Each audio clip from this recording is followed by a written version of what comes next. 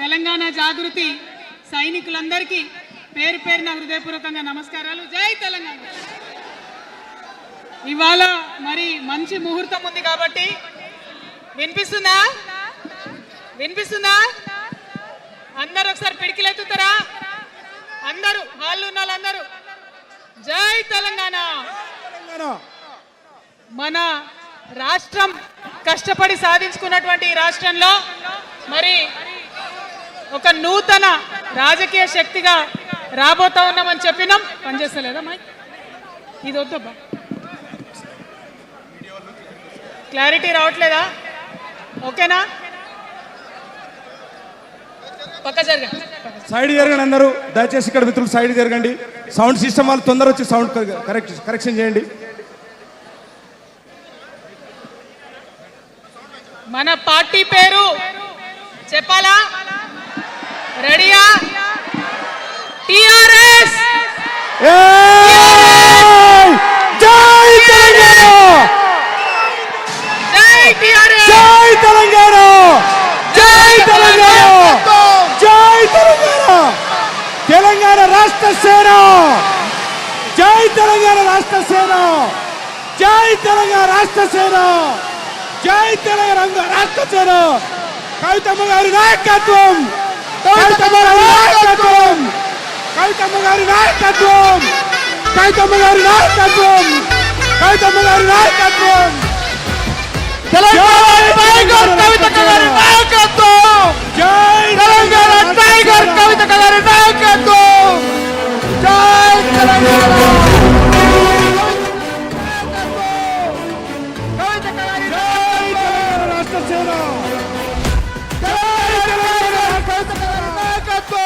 కవితమ్మ గారి నాయకత్వం, కవితమ్మ గారి నాయకత్వం, కవితమ్మ గారి నాయకత్వం, కవితమ్మ గారి నాయకత్వం, కవితమ్మ గారి నాయకత్వం.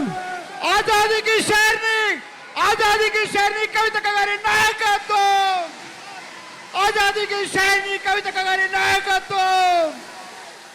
తెలంగాణ టైగర్ కవితమ్మ గారి నాయకత్వం, తెలంగాణ ఉద్యమ సేనాని కవితమ్మ గారి నాయకత్వం. జై తెలంగాణ రాష్ట్ర సేన, జై తెలంగాణ. పట్టు హైలెస్స జెండను పట్టు కొట్టుర కొట్టు కొండను పట్టు నడుం గట్టి నడుము బిడ్డను కవితక్కతో చూడు కాలిక బిడ్డ కాదు తేలిక ఈ గడ్డ పౌరుషాల బిడ్డరా కవితక్క. आजादी की शेरनी कविता कगारी नायकत्व, आजादी की शेरनी कविता कगारी नायकत्व.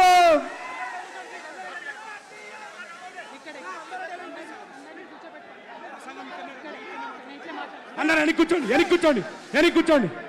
CM CM CM CM CM CM CM CM CM. అక్క మాట్లాడుతా.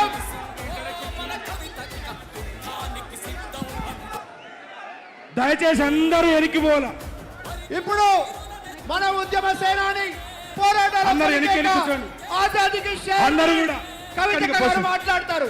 అందరూ వెనక్కి కూర్చోవాలి. అక్క ఇక్కడి నుంచి ప్రసంగిస్తా ఉన్నారు. దయచేసి అందరూ వెనక్కి వెళ్ళండి, దయచేసి అందరూ వెనక్కి వెళ్ళండి.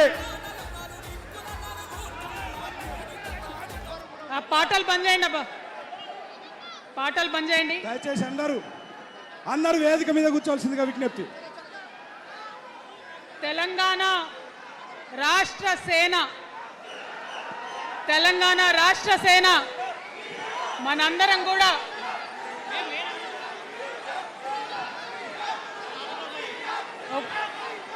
ఒక్కసారి సీఎం సీఎం సీఎం. జై తెలంగాణ. కూర్చోవాలి ఒకసారి, అందరు సైలెంట్ ఉండాలి. అందరికీ నమస్కారం. మళ్ళీ ఒకసారి తెలంగాణ ప్రజలకు, తెలంగాణ మేధావులకు, తెలంగాణ బుద్ధిజీవులకు, తెలంగాణ ప్రగతిని కోరుకునేటటువంటి ప్రతి ఒక్కరికి, తెలంగాణలో ఉన్నటువంటి ప్రభావశీల వర్గాలందరికీ హృదయపూర్వకంగా చేతులెత్తి నమస్కారం తెలియజేస్తా ఉన్నాను. ఇవాళ తెలంగాణ రాష్ట్రంలో ఒక చరిత్ర, నా జీవితంలో కూడా ఒక మర్చిపోలేని రోజు అవుతుంది ఈరోజు. తెలంగాణ రాష్ట్ర భవిష్యత్తును తెలంగాణ రాష్ట్రం స్వయంగా రాసుకోవడానికి మరి మనందరినీ కూడా ఆ దైవము ఆ కాలము మనందరినీ భాగస్వామ్యం చేసిందని చెప్పి నేను మనస్ఫూర్తిగా నమ్ముతా ఉన్నాను. మీ అందరికీ తెలుసు, నేను అమ్మవారి భక్తురాలిని. ఇక్కడ స్టేజ్ మీద ఎవ్వరు ఉండకండి, దయచేసి అందరు వెళ్ళండి, ఖాళీ అయ్యండి మొత్తం, అందరు వెళ్ళి కూర్చోండి దయచేసి. ఈ బౌన్సర్లు ఏందో వాళ్ళని తీసి వెళ్ళిపోమని.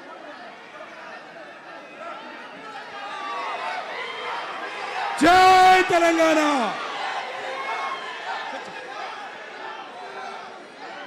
ఇవాళ ఈ సభా ప్రాంగణంలో ఉన్నటువంటి తెలంగాణ ఉద్యమకారులకు, తెలంగాణ అమరవీరుల కుటుంబాలకు, తెలంగాణ ఉద్యమంలో సర్వం కోల్పోయి అనేక రకాల కష్టాలు పడి రాష్ట్రం వస్తే చాలు అనుకొని పిడికిలు బిగించి కొట్లాడినటువంటి ప్రతి ఒక్కరికి, అదేవిధంగా సింగరేణి నుండి పెద్ద ఎత్తున తరలి వచ్చినటువంటి బొగ్గుగని కార్మికులకు, నాకు సింగరేణి చాలా ఇష్టం, కానీ కానీ కానీ మీకంటే మా ఆడబిడ్డలంటే నాకు ఇంకా ఇష్టం. ఈ సభలో ఉన్నటువంటి మా ఆడబిడ్డలకు ప్రత్యేకంగా నమస్కారం తెలియజేస్తున్నా. అదేవిధంగా అనేక మంది మా జెన్జీ వారియర్స్ వచ్చిండ్రు, మా యూత్ వచ్చిండ్రు, అందరికీ కూడా పేరు పేరున నమస్కారం.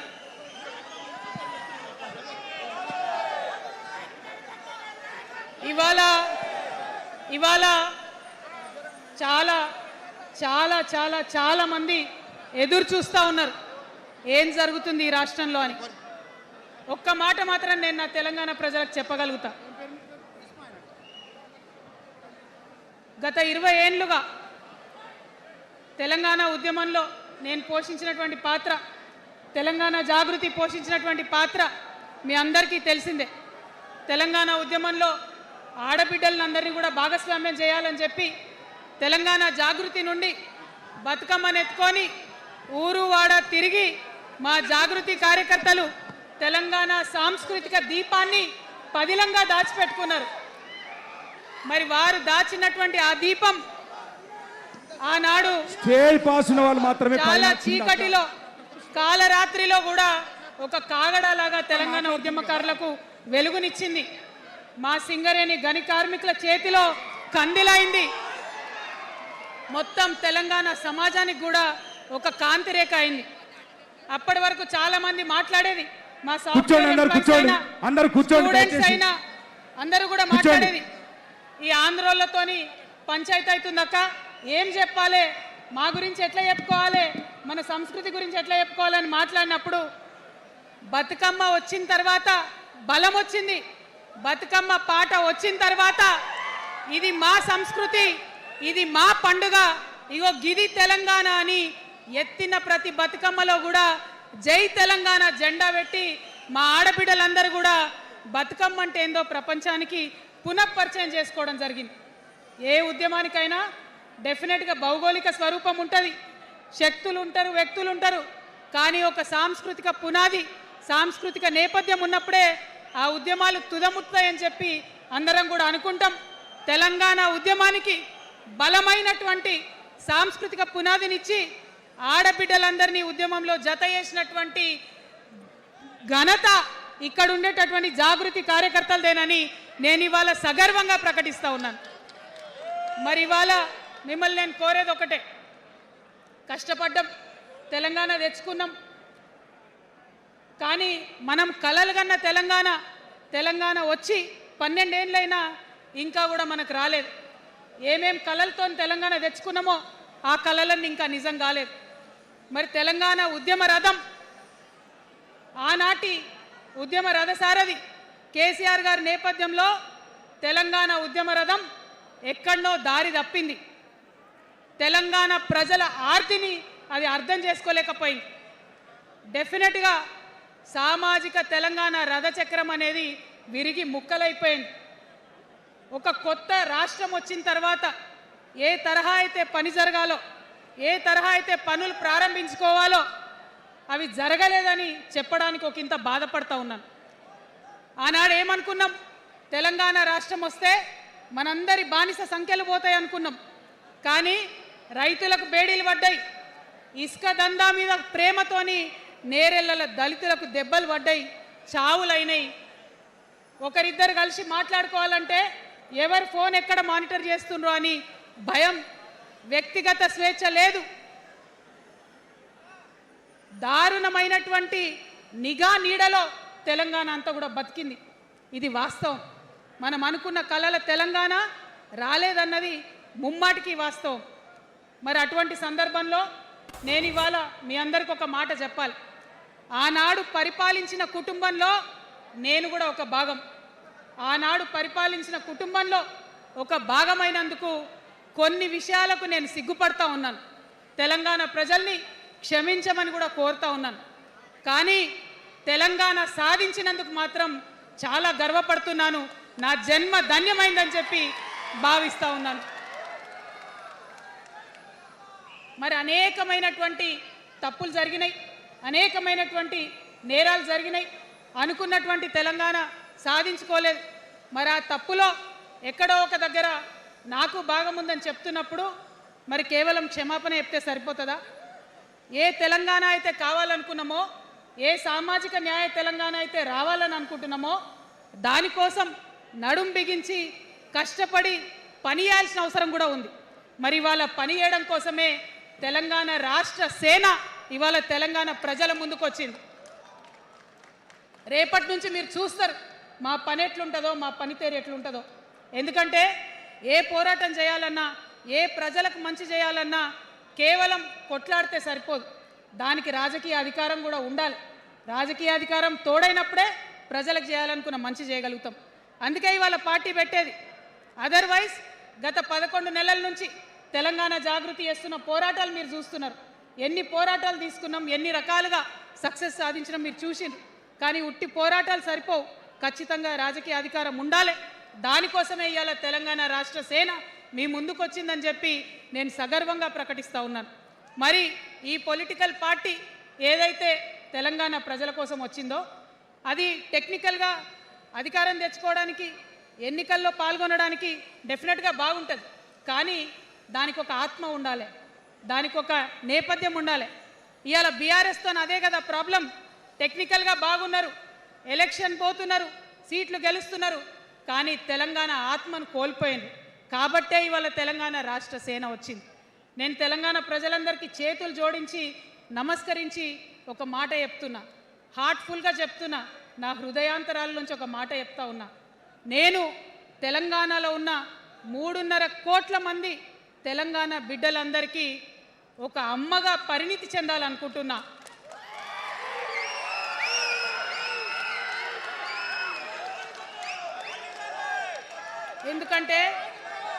ఎందుకంటే ఒక అమ్మతనంతో పరిపాలన జరిగినప్పుడే బిడ్డలకి ఏదైనా కష్టం వస్తే అమ్మ హృదయం బద్దలవుతుంది. అటువంటి దుఃఖంతో పరిపాలన జరిగినప్పుడే, అటువంటి సంవేదనతో పరిపాలన జరిగినప్పుడే, అటువంటి ఆర్తితో పరిపాలన జరిగినప్పుడే రాష్ట్రం ముందుకు పోతుంది, రాష్ట్రంలో ఉన్న ప్రజల కష్టాలు తీరుతాయి. ఇవాళ ఎన్నిసార్లు ఎన్ని రకాలుగా ఆలోచన చేసినా మన తెలంగాణ రాష్ట్రంలో అనేక రోజుల నుంచి, అనేక సంవత్సరాల నుంచి ఒక భూస్వామ్య వ్యవస్థ నడిచింది. మనకు తెలుసు, అనేక రకాల పోరాటాలు వచ్చినాయి. సమానత్వం కోసం ప్రయత్నం చేసినాం, పోరాడుతూనే ఉన్నాం. అది రైతాంగ సాయుధ పోరాటం కావచ్చు, ముల్కీ ఉద్యమం 1952 కావచ్చు, 1969లో తెలంగాణ ఉద్యమం కావచ్చు, తర్వాత వచ్చినటువంటి నక్సలైట్ ఉద్యమం కావచ్చు, అనేక సామాజిక ఉద్యమాలు, ఎందరో మంది మహానుభావులు, ప్రొఫెసర్ జయశంకర్ గారి దగ్గర నుంచి మొదలు పెడితే చాక లైలమ్మ గారు, దొడ్డి కొమరయ్య గారు, ఆరుట్ల కమలాదేవి గారు, రావి నారాయణ రెడ్డి గారు, సురవరం ప్రతాప్ రెడ్డి గారు, దాశరథి గారు, కాళోజీ గారు, నక్సలైట్ ఉద్యమంలో గద్దరన్న గారు, గణపతి గారు, మారోజు వీరన్న గారు, సాంబశివుడు గారు, ఇట్లా అనేక మంది పోరాటం చేస్తే అంతో ఇంతో సమానత్వం ఇప్పుడు వచ్చింది. మలిదశ తెలంగాణ ఉద్యమంలో కేసీఆర్ గారు, అట్లానే ప్రాణాలు ఇచ్చినటువంటి ఇషాన్ రెడ్డి గారు, యాదయ్య కావచ్చు, సువర్ణ కావచ్చు, అనేక మంది కొట్లాడితేనే ఇవాళ తెలంగాణ రాష్ట్రం వచ్చింది. వీరికన్నా ముందు మరి మీ అందరికీ తెలుసు, సమ్మక్క సారలమ్మ దగ్గర నుంచి మన దగ్గర సామాజిక ఉద్యమాలు నడిచినాయి. కొమరం భీమ్ కావచ్చు, సమ్మక్క సారయ్య కావచ్చు, సారలమ్మ కావచ్చు, షోయబుల్లా ఖాన్ కావచ్చు, మగ్దూమ్ మొయ్యుద్దీన్ కావచ్చు, ఇట్లా అనేక మంది కొట్లాడితే కొంచెం సమానత్వం వచ్చింది. కొండా లక్ష్మణ్ బాపూజీ గారిని తెలుసుకోవాలి, పండుగ సాయనని తెలుసుకోవాలి, సర్వాయి సర్దార్ పాపన్న గౌడ్ని తెలుసుకోవాలి. ఇట్లా అనేక మంది కొట్లాడింది. పంతు నాయక్ గారు ఉన్నారు, మరి ఇట్లా ఆదివాసీ వీరులు అనేక మంది ఉన్నారు. బియ్యాల జనార్దన్ రావు ఉన్నారు, ఆదివాసీల కోసం కొట్లాడినటువంటి బిడ్డ. వీరందరినీ కూడా వారి స్ఫూర్తిని తీసుకుంటాం. రాజ్యాంగబద్ధంగా రాజకీయ శక్తితోని పోరాటాలు మిళితం చేసి, ప్రజా పోరాటాలు మిళితం చేసి మనం కలలుగనేటటువంటి సామాజిక న్యాయ తెలంగాణను సాధిస్తామని మళ్ళొకసారి సగర్వంగా ప్రకటన చేస్తూ ఉన్నాం. మరి వాళ్ళ తెలంగాణ రాష్ట్ర సేన మీ ముందుకొచ్చిందంటే ఉట్టిగానే రాలే. తెలంగాణలో ఏం జరుగుతుందో ఒకసారి తెలుసుకోవాలి, మనం ఆలోచన చేసుకోవాలి, అర్థం చేసుకోవాలి. ఎన్ని పార్టీలు ఉన్నాయి? 3 పార్టీలు ఉన్నాయి. భారతీయ జనతా పార్టీని తీసుకుందాం. ఆ బీజేపీ అనే పార్టీకి అసలు తెలంగాణ ఏర్పాటే ఇష్టం లేదు, తెలంగాణ ఏర్పాటు అవడమే ఇష్టం లేదు. అందుకే వాళ్ళ అగ్రనాయకత్వం అంతా కూడా ఏం మాట్లాడతారు? తల్లిని చంపినరు, పిల్లని బతికించారని ఒకలంటారు, ఇంకొకరు ఏమంటారు? నిన్ననే ఒక తలకాయ లేని ఎంపీ, మెడకాయ మీద తలకాయనే లేదు ఆయనకు, ఏమన్నాడు ఆ ఎంపీ? ఇండియా పాకిస్తాన్ విడదీసినట్టట, ఆంధ్ర తెలంగాణను విడదీసిరట. మరి వాళ్ళ అగ్రనాయకత్వం ఇన్ని మాటలు అంటుంటే మన ప్రాంతంలో ఉన్నటువంటి భారతీయ జనతా పార్టీ బానిస ఎంపీలు ఎవరైతే ఉన్నారో ఒక్క మాట కూడా వాళ్ళు మాట్లాడరు. ఫెడరల్ స్ఫూర్తికి విరుద్ధంగా రాష్ట్రం ఏర్పాటు అయిన తర్వాత 7 మండలాలు మనకి గుంజుకుంటే పార్లమెంట్లో పల్లీకులు ఇస్తారు, కానీ ఆ ఎంపీలు ఒక్క మాట కూడా మాట్లాడరు. మనకు 8 రూపాయలు ఇవ్వకపోతే ఆ ఎంపీలు ఒక్క మాట మాట్లాడరు. విభజన హామీలు ఇవ్వకపోతే ఆ బీజేపీ బానిస ఎంపీలు ఒక్క మాట కూడా మాట్లాడరు. అంతేకాకుండా సామాజిక న్యాయం అనేటటువంటి ఒక కాన్సెప్ట్కే బద్ద వ్యతిరేకి భారతీయ జనతా పార్టీ. అందుకే ఏం చేస్తున్నారు? మహిళా బిల్ అయితే మోసం, 2 సార్లు పాస్ చేసిర్రు, దాన్ని మొత్తానికే పక్కన పెట్టేసిండ్రు. బీసీ బిల్లు ఇక్కడికి వెళ్ళి పంపిస్తే దాన్ని తొక్కిపెట్టిండ్రు. కులగణన వేస్తామన్నారు, దాన్ని తొక్కిపెట్టిండ్రు. అత్యంత పేదవాళ్లకు సమాజంలో 2 బుక్కల అన్నం పెట్టేటటువంటి ఉపాధి హామీ పథకం ఉంటే కూడా దాన్ని కూడా మొత్తానికి బంద్ చేసి పెట్టిండ్రు. అయినా కూడా ఈ బీజేపీ బానిస ఎంపీలు ఒక్క మాట కూడా మాట్లాడరు, కనీసం పెదవులు తెరవరు. నేను ఇవాళ బీజేపీ ఎంపీలను డిమాండ్ చేస్తున్నా, సవాల్ చేస్తా ఉన్నా, మీరు తెలంగాణ తల్లి బిడ్డలైతే కనీసం భద్రాచలం దగ్గర ఒక 5 గ్రామాలు ఉన్నాయా, ఆంధ్రాలకు పోయినాయి, అవి పోతే మన రాముడి గుడి మునిగిపోతుంది. పోలవరం నిండితే భద్రాచలం మొత్తం కూడా నీళ్ళు వచ్చేటటువంటి పరిస్థితి ఉన్నది. మీకేమన్నా సిగ్గు ఎగ్గు ఉంటే తెలంగాణ తల్లి బిడ్డలైతే 8 మంది బీజేపీ తెలంగాణ ఎంపీలను ఛాలెంజ్ చేసి అడుగుతా ఉన్నా, ఆ 5 గ్రామాలను మీరు వాపస్ తెలంగాణకు పట్టుకరండి. మేం మాట్లాడినాం, జాగృతి నుండి మాట్లాడినాం, ఆంధ్ర వారికి లేఖ రాసినాం, కేంద్రానికి లేఖ రాసినాం. మరి మీరేం చేస్తున్నారయ్యా? రాముడి గుడి ఇక్కడ భద్రాచలం రాముడు కాదా? ఆయన గుడి మునిగిపోయినా మీరు మాట్లాడరా? నేను సవాల్ చేస్తా ఉన్నా భారతీయ జనతా పార్టీ ఎంపీలకు, ఖచ్చితంగా మీరు 5 గ్రామాలను తెలంగాణకు తీసుకురావాలి. ఇక బీఆర్ఎస్ పార్టీ ఉంది, ఇంకో పార్టీ. ఏముంది ఆ పార్టీలో? మొట్టమొదటి ప్రభుత్వం వచ్చింది, తొట్టతల్లి ముఖ్యమంత్రి గారు అయినరు. మంచి సాలు తీయాల్సి ఉండే, అది సామాజిక న్యాయానికి కావచ్చు, ఒక ప్రణాళిక కావచ్చు. 3 ముఖ్యమైన అంశాలతో తెలంగాణ తెచ్చుకున్నాం: నీళ్లు, నిధులు, నియామకాలు. ఏం చేసింది బీఆర్ఎస్ పార్టీ? నీళ్ల కోసం 10 సంవత్సరాలలో 1,89,000 కోట్ల రూపాయలు ఖర్చు పెట్టింది. 1,89,000 కోట్ల రూపాయలు ఖర్చు పెట్టి ఎన్ని ఎకరాలకు నీళ్ళు ఇచ్చిందంటే 14 లక్షల ఎకరాలకు నీళ్ళు ఇచ్చింది. అందులో 2 పెద్ద ప్రాజెక్టులు, ఒకటి పాలమూరు, ఇంకోటి కాళేశ్వరం. ఆ రెండిటికి కలిపి 1,21,000 రూపాయలు ఖర్చు పెట్టింది. ఎన్నిటికి నీళ్ళు ఇచ్చిరాయా? ఎన్ని ఎకరాలకంటే 1,00,000 ఎకరాలకు నీళ్ళు ఇచ్చింది. ఈ మాట బాధతో చెప్తున్నా.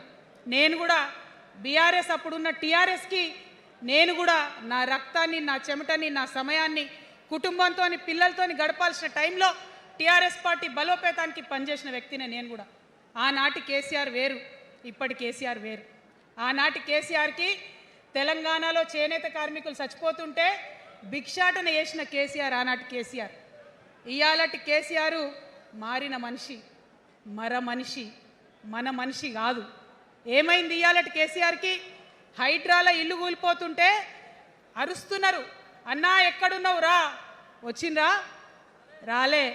వెలుగుమట్ల ఇల్లు కూలితే వచ్చిండ్రా? రైతులకు వర్ష బీభత్సమయ్యి మొత్తం పొలాలు మునిగిపోతే వచ్చిండ్రా? చేవెళ్ళ దగ్గర బస్ యాక్సిడెంట్ అయితే వచ్చిండ్రా? ఎక్కడ చిన్న కష్టం వచ్చినా ప్రజలకు ఆ సారు రారు, ఆ సారు రారు. ఎందుకంటే ఆయన మారిన మనిషి, మనిషి, గుంటనెక్కల తోడేళ్ల చేతిలో ఖైదీ అయినటువంటి మనిషి, మన మనిషి కాదు. బాధతో, దుఃఖంతో, ఆవేదనతో చెప్తున్న మాట, సంతోషంతో చెప్తలేని ఈ మాట నేను. అట్లాంటి కేసీఆర్ ఎట్లా ఉండే ఒకప్పుడు? అదే ఆర్డీఎస్ అంతా పాదయాత్ర చేసి నా తెలంగాణకు నీళ్లు కావాలని అడిగినారు. ఇవాళ మరి 10 ఏళ్ళ అధికారం ఉంటే పాలమూరు రంగారెడ్డి ప్రాజెక్టు కోసం 10 ఏళ్లలో ముందుకు పోతలేదంటే, ఎవరన్నా తెలంగాణ పట్ల ప్రేమ ఉంటే, పాలమూరు పట్ల ప్రేమ ఉంటే, కృష్ణా నీళ్లు వాడుకోవాలంటే మన కేసీఆర్ అయ్యుంటే ఆ పాలమూరు రంగారెడ్డి ప్రాజెక్ట్ కాడ కూర్చేసుకొని అది కట్టిస్తుండే. ఏం చేసినారు మారిన కేసీఆర్ గారు? పంజాబ్ పోయినరు, గుజరాత్ పోయినరు, బీహార్ పోయినరు. మేము మొత్తం రాష్ట్రంలో పీక్ కట్టలు కట్టం, నేషనల్ పార్టీ పెడతామని పోయినరు తప్పితే తెలంగాణ ప్రజలను పట్టించుకోలేదు. పట్టించుకుని ఉంటే, కేంద్రంతో గొడవ పెట్టుకోకుండా ఉంటే ఇవాళ పాలమూరు రంగారెడ్డి పారకపోతుండేనా? నేను అడుగుతా ఉన్నా స్ట్రేట్గా. ఇన్ని రోజులు నేను ఎన్ని మాటలు మాట్లాడినా బీఆర్ఎస్ పార్టీ నాయకులు ఒక్కరు కూడా బయటకు వస్తలేరు, సమాధానం చెప్తలేరు. దీనికి మీరు సమాధానం చెప్పకపోతే ప్రజలే మిమ్మల్ని బయటకు లాగి సమాధానం చెప్పేటట్టు చేస్తారని కూడా ఈ సందర్భంగా నేను తెలియజేస్తా ఉన్నా. ఒకటే మాట అడుగుతున్నా, మన కేసీఆర్ అయ్యుంటే ఆనాడు తెలంగాణ బిడ్డలు కష్టపడితే బయటకు వచ్చి నా బిడ్డలకు ఇబ్బంది అవుతుందని కొట్లాడిన వ్యక్తి, సింగరేణి గనిలో ఒక కార్మికుడు చనిపోతే అక్కడి దాకా పోయి చూసి వచ్చినటువంటి వ్యక్తి. మరి తెలంగాణ వచ్చినాక ఏమైందా ప్రేమ? అధికారం ముందు మమకారం తగ్గిపోయిందా? ఏం జరిగిందని నేను అడుగుతా ఉన్నా. ఎందుకు ఈ మాట చెప్తా ఉన్నా అంటే, ప్రేమ నాకు కూడా ఉంది. నాకు తండ్రి కావచ్చు, అది వేరే విషయం. కానీ ఒక రాజకీయ నాయకుడిగా వారు ఈ మధ్య రాజకీయ పరిణితి కోల్పోయి మాట్లాడుతూ ఉన్నారు. కేటీఆర్ గారు మాట్లాడిందంటే ఓకే అనుకోవచ్చు, ఆయనకు పెద్దగా తెలియదు పాపం. కానీ కేసీఆర్ గారు అనే మాట ఏంటంటే, ప్రజలు తప్పు చేసిండ్రు. ఓకే, ఒక సెకండ్ నేను ఒప్పుకొని దాన్ని, ఒక సెకండ్ అనుకుందాం. ప్రజలు తప్పు చేస్తే నేను ఒక తల్లిగా అడుగుతున్నా, నేను నా కొడుకో మాట చెప్తా, వాడు వినలేదనుకో, కింద పడ్డాడు అనుకో, ఇడిచిపెడతానా? దగ్గర తీసుకొని మంది అనా? ఓకే, ప్రజలు తప్పు చేసిర్రు అనుకోండి, మీకు అధికారం ఇవ్వలేదు అనుకోండి, ఒక కర్కోటకుడి పాలన నడుస్తుంది అలా తెలంగాణలో. ఇబ్బంది పడుతున్నారు ప్రజలు, గోసపడుతున్నారు, ఏడుస్తున్నారు. ఇండ్లు అన్నీ ఉండి ఇండ్లు గూలగొడుతుంటే, అర్ధరాత్రి ఇంటి మీదకి వచ్చి ఇండ్లు గూలగొడుతుంటే ఆదుకోవాల్సిన అమ్మలాంటి మన పాత కేసీఆర్ ఏడి? ఎక్కడున్నాడు? ఇది మనం అడగాల్సింది. అందుకోసమే నేను ఈ నిర్ణయం తీసుకున్నది. నన్ను పార్టీలోంచి బయటకేస్తే నేను వెంటనే పార్టీ పెట్టలే. ఆనాడు కూడా చెప్పిన, నేను ఆలోచన చేస్తున్నా, మారతారేమో అని చూసిన, పదే వేచి చూసిన. ఇవాళ నన్ను పార్టీలోకి వెళ్ళి సస్పెండ్ చేసి 10 నెలలైంది. నాకు నిజంగా మంచిగానే అయింది. ఎందుకు తెలుసా?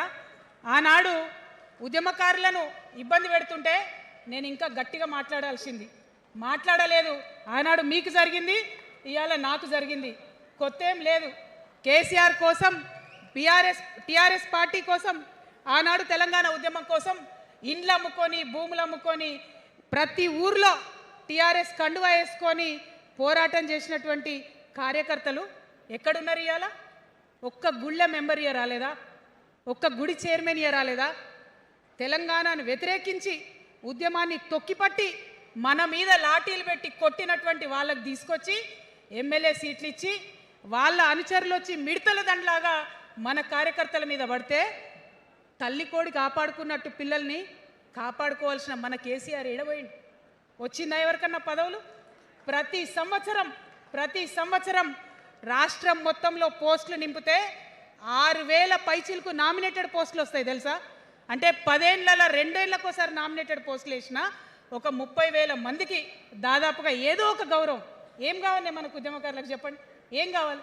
కండువా వేసుకొని పిచ్చోళ్ళ లెక్క తిరిగినందుకు, మన ఇంటోళ్ళని ఇడిచిపెట్టి తిరిగినందుకు ఇంత మర్యాద కావాలి. మా సార్ నన్ను గుర్తుపట్టిండా, మా పార్టీ నన్ను గుర్తుపట్టింది, నాకేదో చిన్న పదవి ఇచ్చిరని చెప్పుకుంటే ఒక మర్యాద ఉంటుంది. వచ్చిందా మనకు ఆ మర్యాద? ఎక్కడన్నా వచ్చిందా?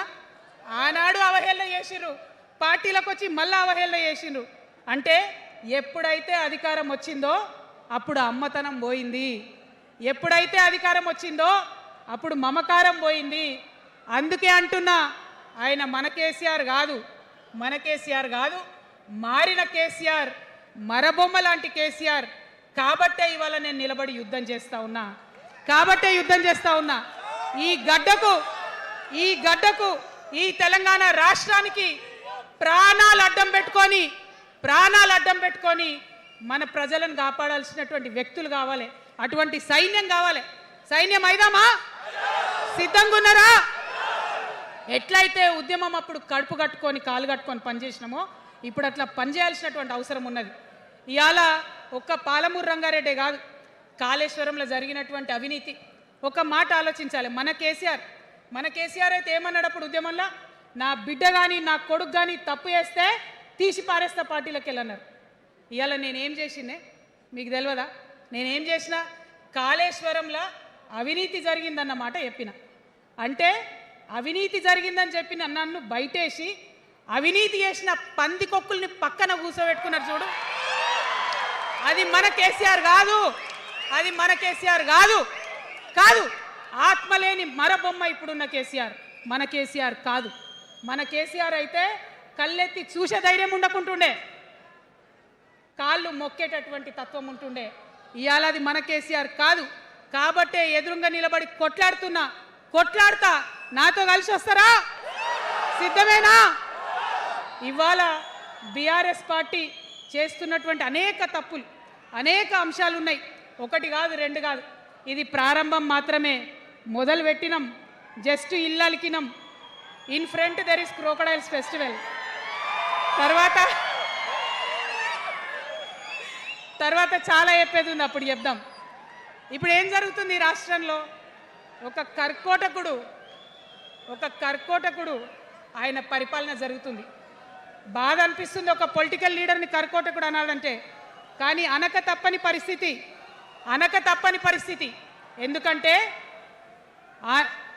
ఎందుకంటే మొన్న ఖమ్మంలో వెలుగుమట్లలో అన్ని పర్మిషన్స్ ఉన్నాయి, అన్ని కాయిదాలు ఉన్నాయి. అర్ధరాత్రి పోయి ఇల్లు కూలగొడితే ఒక నిండు గర్భిణి టెన్షన్తోని అబార్షన్ అయిపోతే ఆ తండ్రి ఏడ్చిన ఏడ్పులు, ఆ తండ్రి రోదన ఇంకా కూడా ఈ చెవులకు వినబడుతుంది. కాబట్టి ఇప్పుడున్న సీఎంని కర్కోటకుడనే అంట, హిట్లర్ అనే అంట. 2 నెలల చిన్న పాప పసికందు కుమ్మెర గ్రామంలో చచ్చిపోతే ఇప్పటి వరకు కూడా కేసు పెడతలేరు. హోంమంత్రి కూడా ముఖ్యమంత్రే, ఆయనకు తీరిక లేదు పాపం. చిన్న పసికందు చచ్చిపోతే ఇప్పటి వరకు కేసు పెడతలేరు. అందుకే అంటున్నా, కర్కోటకుడైనటువంటి సీఎం పరిపాలనలో ఉన్నాం. ఖచ్చితంగా కొట్లాడాల్సిందే. మనం ఏదైతే గురుకులాలు ఉన్నాయో వాటిలో విషం పెట్టి పిల్లల్ని చంపుతా ఉన్నారు. అయినా సరే విద్యాశాఖ మంత్రిగా ఉన్న సీఎం మాట్లాడతలేడు. అందుకే కర్కోటకుడు అంటా ఉన్నాం, అందుకే హిట్లర్ అంటా ఉన్నాం. కర్ల రాజేష్ అనేటటువంటి దళిత యువకుడు కస్టడీలో చచ్చిపోతే ఇప్పటి వరకు కూడా దానికి బాధ్యులైన పోలీసులను ఏం చర్యలు తీసుకోలేదు వాళ్ళ మీద. అందుకే కర్కోటకుడు అంటా ఉన్నాం, అందుకే హిట్లర్ అంటా ఉన్నాం. పిడికిలి బిగించి ఇప్పుడున్నటువంటి రాక్షస కాంగ్రెస్ పైన ఖచ్చితంగా కొట్లాడతాం, అందరికన్నా ఎక్కువ కొట్లాడతాం. ఇప్పుడు మనమే ప్రధాన ప్రతిపక్షం అవుతాం. 2 ఏళ్ల తర్వాత మనమే అధికార పక్షం అవుతాం. ఖచ్చితంగా అధికారంలోకి వస్తాం. ఎందుకోసం వస్తాం అంటే నేను ఒక మాట చెప్పాలి. అందరినీ మనం మాటలు అంటున్నాం కదా, we're opposing everybody, we're criticising everybody. But what is the solution? Don't oppose without propose అని కాన్షీరామ్ గారు చెప్పారు, నేను చెప్పలే. డోంట్ అపోజ్ వితౌట్ ప్రపోజ్ అని. సో నేను కొన్ని ప్రపోజల్స్ తెలంగాణ ప్రజల ముందు పెట్టాలనుకుంటున్నా. నేను ఈ 3 పార్టీలు అధర్మంతో నిండిపోయినాయి, అవినీతితో నిండిపోయినాయి, బంధుప్రీతితో నిండిపోయినాయి, కుటుంబ అవినీతి పరిపాలనతో నిండిపోయినాయి. కాబట్టి నేను ఒక ప్రపోజల్ చెప్తున్నా. ఈ 3 పార్టీల మీద ఆనాడు భగవంతుడు శ్రీకృష్ణుడు చెప్పినట్టు పాంచజన్యం, ఆయన శంఖం పేరు, యుద్ధంకి ముందు పాంచజన్యం ఎట్లయితే పూరిస్తారో మనం కూడా పాంచజన్యం పూరిద్దాం. ఒక 5 అంశాలను ప్రధానంగా తీసుకుందాం. ఆ 5 అంశాల కోసం ఇప్పుడు కొట్లాడదాం, రేపు ప్రభుత్వంలోకి వచ్చిన తర్వాత మన ప్రజలకు ఇద్దాం. ఏం అంశాలు అవి? మొట్టమొదటిది విద్య. ఇవాళ గవర్నమెంట్ స్కూల్స్ అంటే ఆనాడు కేసీఆర్ గారు స్కూల్ బంద్ చేసుకుంటూ వచ్చారు, అదే రేవంత్ రెడ్డి గారు కొనసాగిస్తున్నారు. ఎక్కడా కూడా ప్రభుత్వ పాఠశాలలలో వసతులు లేవు. వాష్రూమ్ ఉండదు, వాచ్మెన్ ఉండడు, అటెండర్ ఉండడు, పిల్లలే పోయి బెల్లు కొట్టుకోవాలి, పిల్లలే పోయి బాత్రూమ్లు కడుక్కోవాలి, మంచినీళ్ళు ఉండవు, భయంకరమైన పరిస్థితి ఉంది. నేనేమంటా అంటే గుడిని ఎంత పవిత్రంగా చూస్తామో బడిని కూడా అంతే పవిత్రంగా చూడాలి. గుడిని ఎంత పవిత్రంగా చూస్తామో బడినంత పవిత్రంగా చూడాలి. కాబట్టి నేను ఒక మాట అంటున్నా, ప్రతి ఊర్లో ఒక బడి ఉండాలి, ప్రతి తరగతికి ఒక టీచర్ ఉండాలి. ప్రతి ఊర్లో ఒక బడి ఉండాలి, ప్రతి తరగతిలో ఒక టీచర్ ఉండాలి. ఖచ్చితంగా అట్లా జరిగినట్టయితే ప్రభుత్వ పాఠశాలలు మంచిగా అవుతాయి. మరి నా పేద మధ్యతరగతి ఆడబిడ్డలు, మా అక్కలు అమ్మలు అనుకుంటున్నారు, అక్క మరి ఆల్రెడీ మా పిల్లలు ప్రైవేట్ స్కూళ్ళలో చదువుతున్నారు, వాళ్ళ సంగతి ఏందని. నేను మాట ఇస్తా ఉన్నా, ఇవాళ మన ప్రభుత్వం వస్తుంది, ఖచ్చితంగా వస్తుంది. ఎందుకంటే ప్రభుత్వంలో వచ్చేది మీ అమ్మ కాబట్టి అమ్మ జేబు చూడదు, కడుపు చూస్తుంది. అమ్మ జేబు చూడదు, కడుపు చూస్తుంది. కాబట్టి మీ పిల్లలు ప్రైవేట్ పాఠశాలలో చదువుతున్నా, ఎంతవరకు చదువుకున్నా కంప్లీట్గా మీ మీద ఒక్క రూపాయి కూడా భారం పడకుండా చదివించే బాధ్యత మేము తీసుకుంటాం. అది ప్రైవేట్ పాఠశాలలు కానీ, డాక్టర్ కానీ, ఇంజనీర్ కానీ, రాకెట్ సైంటిస్ట్ కానీ మన తెలంగాణ బిడ్డలు చదువుకుంటే ఒక్క రూపాయి కూడా పేద మధ్యతరగతి వాళ్ళ మీద భారం పడకుండా ఉచిత విద్యను అందించే బాధ్యత నేను నా తెలంగాణ బిడ్డల కోసం తీసుకుంటా అని ఈ సందర్భంగా తెలియజేస్తున్నా. ఇవాళ పరిస్థితి ఏంటిది? యూనివర్సిటీలో ఉన్న పిల్లలు అంతకుముందు తెలంగాణ రాకముందు నేను చూసిన రక్తం అమ్ముకునేది డబ్బులు లేకపోతే. ఇవాళ ఏం చేస్తున్నారు? బావర్చి కాడ గిగ్ వర్కర్ లెక్క గోడ మీద కూర్చొని వెయిట్ చేస్తున్నారు. అవునా కాదా? ఎందుకంటే ఆ గిగ్ వర్కర్ చేస్తే అంతో ఇంతో పైసలు వస్తాయి, పేరెంట్స్ మీద ఆధారపడకుండా ఉండొచ్చు అని. మరి యూనివర్సిటీలను పట్టించుకున్నామా? బీఆర్ఎస్లో ఉన్నప్పుడు 10 ఏళ్ళు ఒక్క రూపాయి కూడా ఇవ్వలేదు యూనివర్సిటీకి. ఆ యూనివర్సిటీ మిత్రులకు, పాఠశాలలో ఉన్నటువంటి వారందరికీ నేను ఒకటే ప్రపోజల్ చేస్తున్నా, మీరు ఎంత చదువుకుంటారో చదువుకోండి, ఒక్క రూపాయి కూడా మీ మీద భారం పడకుండా చదివించే బాధ్యత తెలంగాణ రాష్ట్ర సేన తీసుకుంటుంది. ప్రైవేట్ పాఠశాలలు కూడా బాగుంటాయి, ప్రభుత్వ పాఠశాలలు కూడా బాగుంటాయి, కానీ భారం తల్లిదండ్రుల మీద పడదు. అది మీ అమ్మ ప్రభుత్వంలో జరగబోతుందని, మీ తల్లి ప్రభుత్వంలో జరగబోతుందని మీకు మాటిస్తా ఉన్నా. సెకండ్, మనకేమవుతుంది? మన తెలంగాణలో పేద మధ్యతరగతి ప్రజలకు ఏమవుతుంది? ఎవరన్నా ఇంట్లో రోగం వస్తే, ఒక యాక్సిడెంట్ అయితే ఇల్లు గుల్లవుతుంది. అందుకే ఆలోచన చేసి వైద్యం గురించి ఒక నిర్ణయం తీసుకున్నా. మన రెండో అంశం పాంచజన్యంలో వైద్యం కోసం అనేక అగచాట్లు పడుతున్నారు, అనేక ఇబ్బందులు పడుతూ ఉన్నారు. నేను ఒకటే మాట ఇస్తా ఉన్నా, ఏ రోగమన్నా రాని, ఎంత పెద్ద హాస్పిటల్ అన్నా కానీ, మన తెలంగాణలో మన జబ్బు ఎక్కడ తగ్గుతుందో అక్కడ మీ జేబులకెళ్ళి ఒక్క రూపాయి ఖర్చు కాకుండా ఉచిత వైద్యం అందించే బాధ్యత మేము తీసుకుంటా ఉన్నాం. ఉచితంగా విద్య ఇచ్చి, ఉచితంగా వైద్యం ఇచ్చినాక నా తెలంగాణ బిడ్డల మీద నాకు నమ్మకం ఉంది. మనం కష్టపడే బిడ్డలం, మీరే పైసలు సంపాదించి ఇస్తారు, మీరే రాష్ట్రాన్ని ముందుకు తీసుకుపోతారు. అవునా కదా? ఉచిత విద్య, ఉచిత వైద్యం మన 2 అంశాలు పాంచజన్యంలో. మూడవది వ్యవసాయం. మా రైతన్నలు ఉన్నారు, మా రైతన్నలు ఎంతో కష్టపడి మరి పంటలు పండించి చెమటలు కక్కి మనందరికి అన్నం పెడతారు. మీ అందరినీ నేను కోరేది ఒకటే, ఇవాళ అందరూ అర్రాస్ పాట పాడినట్టు నీకు ఎకరానికి ఇంత ఇస్తా అని చెప్పి మాట్లాడుతున్నారు తప్పితే మనకున్న కష్టం ఎవరైనా తీరుస్తున్నారా? ఏం కష్టం ఉంటుంది రైతుకి? భూమి కష్టం ఉంటుంది, చెప్పుకోవాలి, భూమి మీద దాని ఇబ్బంది ఉంది. ఎంఆర్ఓ ఆఫీస్కి పోతే మనని ఎవడన్నా రాణిస్తాడా? మాట్లాడతాడా? నీ దోతి బాగలేదు, నీ అంగి బాగలేదు, నీ కాళ్ళకు మట్టి ఉండే, నీ చెప్పులకు మట్టి ఉండే రానియరు. అదే సూటు బూట్ వేసుకొని ఎవరన్నా వస్తే ఏం చేస్తారు? పిలిచి కూసోబెట్టి చేంబర్లో కూసోబెట్టి చాయ్ ఇచ్చి కాఫీ ఇచ్చి అన్ని పనులు చేసి పంపుతారు. మన ప్రభుత్వం రాబోతా ఉంది. ఆ ప్రభుత్వంలో రైతే రాజు అనేటటువంటి నినాదాన్ని నిజం చేస్తాం. ప్రతి ఆఫీస్లో, అది ఎంఆర్ఓ ఆఫీస్ కానీ కలెక్టర్ ఆఫీస్ కానీ, ప్రతి ప్రభుత్వ ఆఫీస్లో నేను రైతునని పోతే సపరేట్ కౌంటర్ ఉండాల్సిందే, కుర్చీ మీద కూసోబెట్టాల్సిందే, మీకు పని చేసి పెట్టాల్సిందేనని ఈ సందర్భంగా నేను తెలియజేస్తా ఉన్నా. నేను రైతునని గర్వంగా చెప్పుకునే విధంగా మేము పరిపాలన చేస్తాం. అది కాకుండా మిగతా ఏదైతే టైంకి రావాల్సిన కరెంటు, ఇప్పుడు రేవంత్ రెడ్డి గారి దయ వల్ల మళ్ళీ రాత్రిపూట కరెంట్ వస్తుంది. అట్లా ఉండదు. రేపు మన ప్రభుత్వం వస్తుంది, టీఆర్ఎస్ ప్రభుత్వం వస్తుంది. వచ్చినాక 24 గంటలు నాణ్యమైన కరెంటు, పొద్దుటిపూట కరెంటు, రైతులకు ఉచిత కరెంట్ ఇస్తాం. అదేవిధంగా యూరియా కావచ్చు, కొనుగోలు కేంద్రాలు కావచ్చు, మీరు ఎక్కడ పోయి అడగాల్సిన అవసరం లేకుండా అన్నీ మీ దగ్గరకు వచ్చేటట్టు చేస్తాం. మరి అనేక అంశాలు ఉన్నాయి రైతుల గురించి మాట్లాడేటి.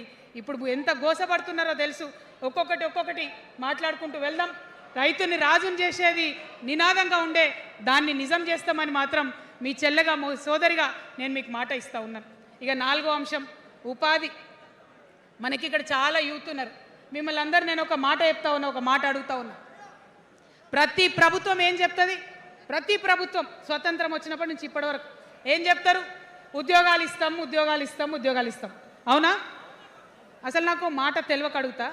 ఒక యువ మిత్రుడు ఉంటే, ఒక యువతి ఉంటే, నేను వ్యాపారం చేసుకోవాలనా, నేను ఉద్యోగం చేసుకోవాలనా, నేను కళారంగానికి పోవాలనా, నేను ఇంకోటి కావాలనా అనే స్వేచ్ఛ నాకు ఉండాలి కదా, నాకు ఉండాలి.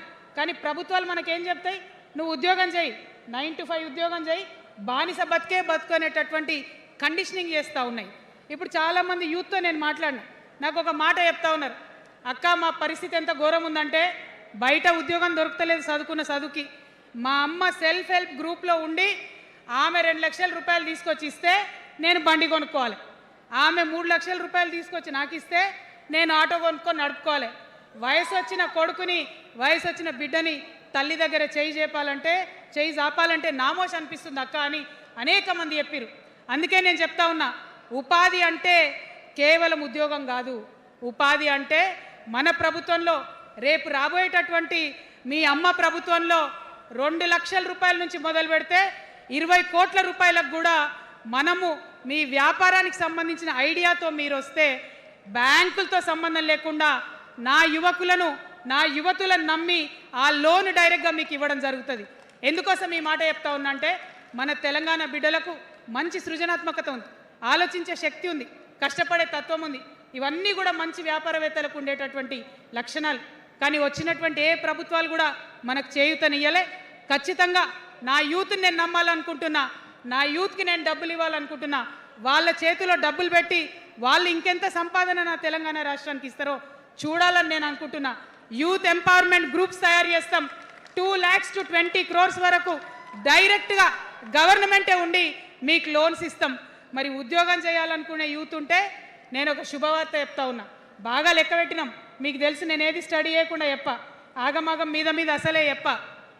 నేను స్టడీ చేసిన దానికి ఏంటంటే, ఎవరైతే ఉద్యోగం చేయాలనే యూత్ ఉంటారో వాళ్ళకి మొదటి సంవత్సరమే మన గవర్నమెంట్ వచ్చినాక 4 లక్షల ఉద్యోగాలు ఒకటేసారి సింగిల్ నోటిఫికేషన్తోని ఇచ్చి తీర్థం. ఇది నా మాట, ఇది నా మాట. నేను మళ్ళీ మీకు ఎందుకు చెప్తా ఉన్నా ఈ మాట అంటే, నేను తల్లిని, నేను జేబు చూడా, ఎంత ఖర్చు అవుతుంది, ఎంత జీతం అవుతుంది చూడా. నా కొడుకు కడుపులో ఉన్న బాధను, వాడి ఆత్మగౌరవాన్ని, నా బిడ్డ బాధను, ఆమె చదువుకున్న చదువుకి రావాల్సిన ఉద్యోగాన్ని దాన్నే చూస్తా. కాబట్టి మొదటి సంవత్సరమే 4 లక్షల ఉద్యోగాలు ఇస్తాం.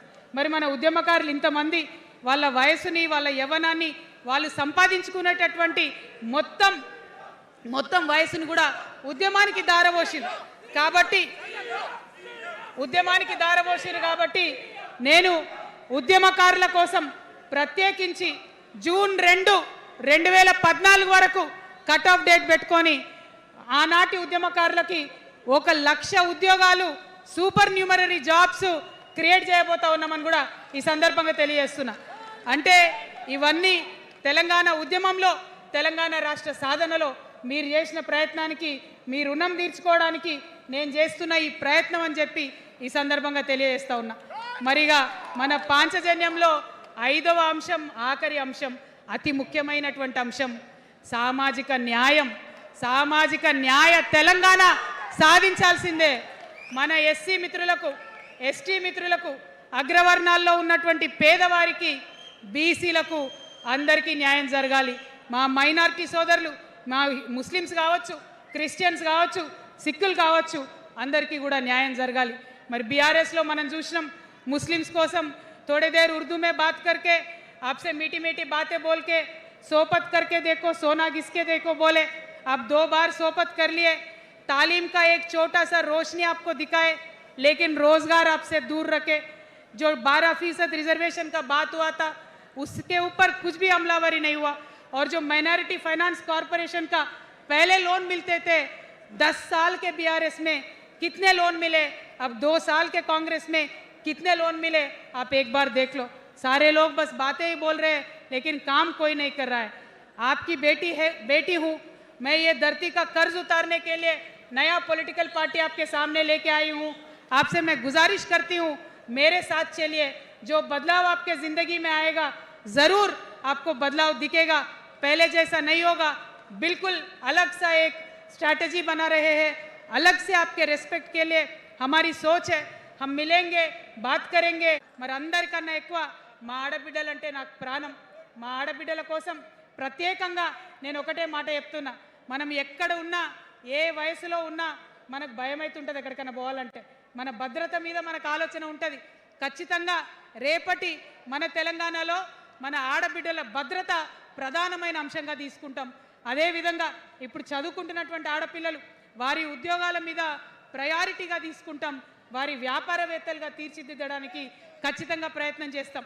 ఇప్పుడు సెల్ఫ్ హెల్ప్ గ్రూప్స్లో ఏదైతే వడ్డీ లేని రుణాలు ఇస్తున్నారో అట్లా కాకుండా ప్రాపర్గా గ్రాంట్స్ ఇచ్చేటట్టుగా ప్రయత్నం చేస్తాం. చిరు ఉద్యోగులు, కాంట్రాక్ట్ ఉద్యోగులు ఎవరైతే ఉన్నారో, ఎవరైతే విస్మరించబడ్డారో వారందరినీ కూడా కళ్ళలో పెట్టి కాపాడుకుంటాం. ఇవాళ ప్రారంభం మాత్రమే, అనేక అంశాలు చెప్పుకున్నాం. కానీ ఖచ్చితంగా పాంచజన్య శంఖం పూరిస్తాం. అవతలి వాడు మనవాడైనా సరే, అధర్మం వైపు వాడుంటే వాళ్ళ మీదైనా సరే యుద్ధం చేయడానికి ఖచ్చితంగా వెనుకడుగు వేయకుండా ముందుకే వెళ్తామని తెలియజేస్తూ, మరి ఈ 3 పార్టీలు కూడా, Congress party single agenda, Rahul గాంధీని ప్రధానమంత్రి చేయాలి.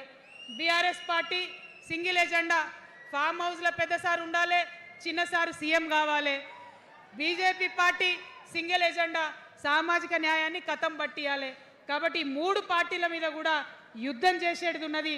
అలుపెరగని పోరాటానికి సిద్ధం కావాలని చెప్పి మొత్తం మన జాగృతి సైనికులందరినీ కూడా నేను పిలుపునిస్తా ఉన్నాను.